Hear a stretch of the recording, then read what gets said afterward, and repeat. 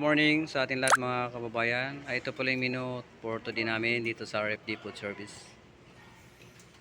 Ito yung Chicken Bicol Express mga yan. Beef caldereta to mga kababayan. Wow, ang init pa oh.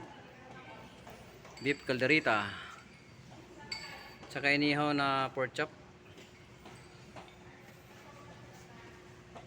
Siyempre may isda tayo, sinanglay na tilapia mga kababayan.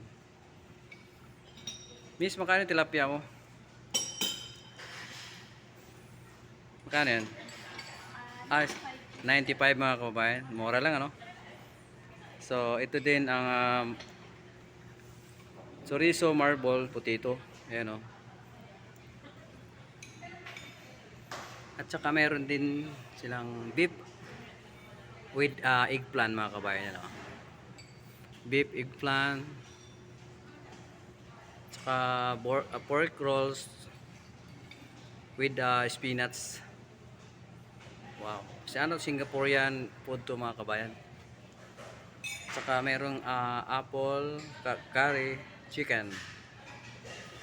Apple curry chicken mga kabayan.